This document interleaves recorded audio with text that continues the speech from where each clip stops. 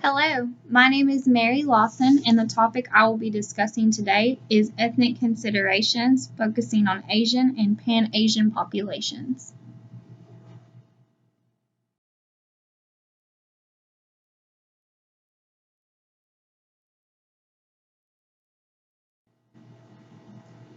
Population overview. Currently, Asia's population stands at 4.4 billion people. That's 30% of the world's land and 60% of the world's current population. Population growth is very high, and it continues to grow. Population growth at this rate is threatening Asia's resources. 18.2% of Asian Americans are living in the United States, and 5.6% of Asians account for the United States population.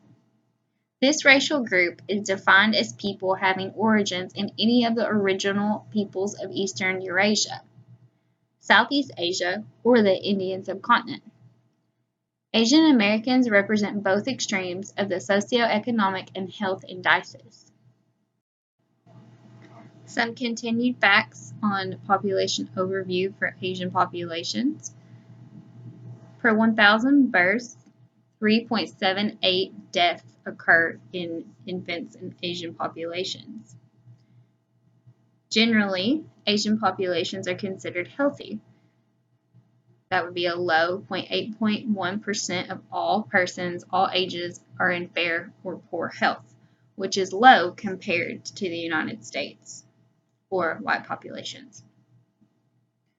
Adults in Asian populations, men aged 20 and over with obesity are about 11.7%, and women over the age of 20 with obesity are about 13.6%, leaving the elderly, which of course men over 20 with hypertension at about 27.8%, and women over 20 with about 24.2% have hypertension. According to the 2017 Census Bureau population estimate, there are 18.2 million Asian Americans alone living in the United States. Asian Americans account for 5.6% of the nation's population, as said in the first slide of population overview. In 2017, the following states had the largest Asian American population. Some examples are California, New York, Texas, New Jersey, and Florida. You can kind of see the common factor all these states have, which they're bigger states and they house more populations.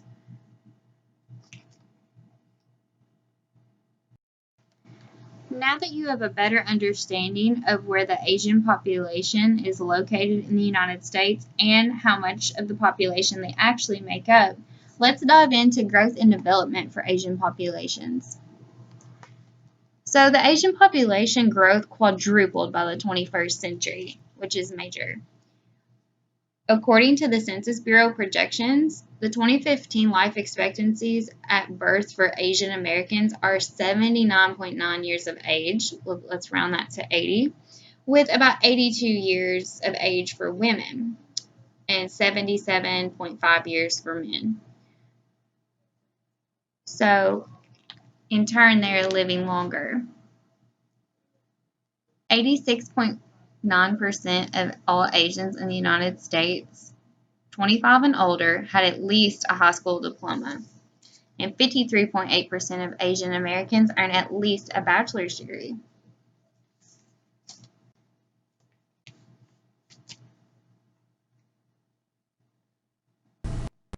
So here we see a higher education level among Asian populations. However, being in the United States and among health professionals still see a language barrier between the Asian population. In 2017, 74.4% of Asian Americans spoke a language other than English at home. So we have to keep that into account. For implementation of a health program specifically targeted for Asian populations, We need to address health needs for the population.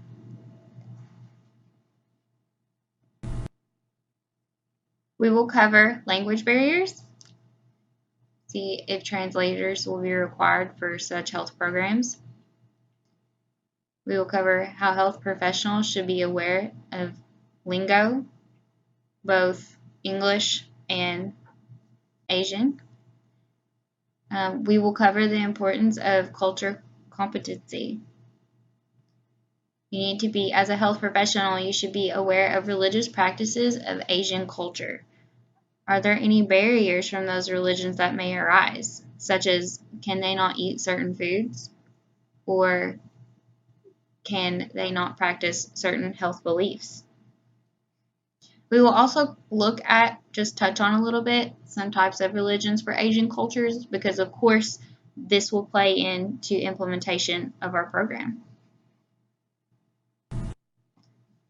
We also need to remember that Asian Americans are largely recent immigrants and refugees. They are extremely heterogeneous and bipolar in socioeconomic status and indices. Because of their small numbers until the last 2 decades, many health workers have had little exposure to this minority, their culture, and health problems. Health workers need to be sensitive to the ethnocultural barriers that confront recent arrivals. Be aware of the genetic disorders, infectious diseases, and mental health problems common in this population, and realize that the psychological differences may require attention in certain surgical procedures and medical management. These are all things as health professionals we need to be aware of and realize when implementing our programs or dealing with these populations.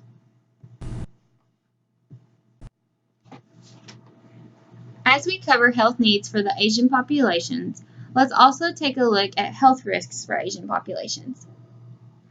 The leading causes of death for this population are stroke, heart disease, and cancer, just like the leading causes of death for the United States.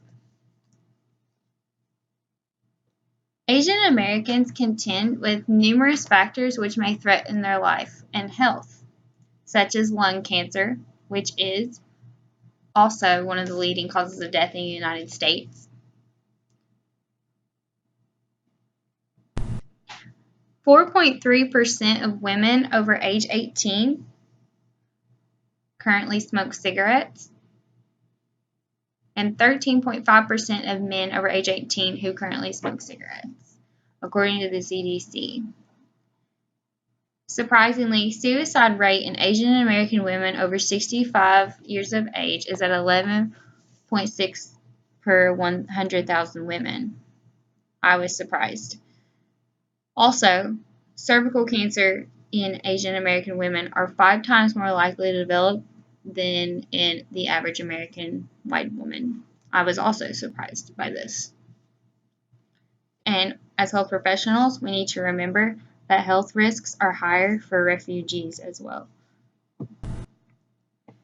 Going back to Asian American women older than 65 that have a high suicide rate, I wanted to touch on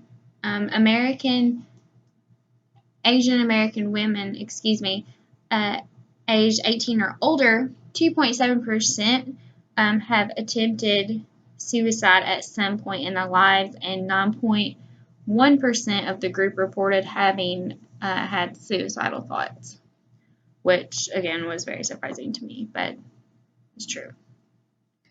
Also, Asian Americans are at a high risk for type 2 diabetes. The risk for type 2 diabetes occurs at a lower BMI for Asian Americans compared to other ethnic groups. Additionally, while diabetes was the 7th leading cause of death in the U.S. In 2006, it ranked as 5th among Asian Americans.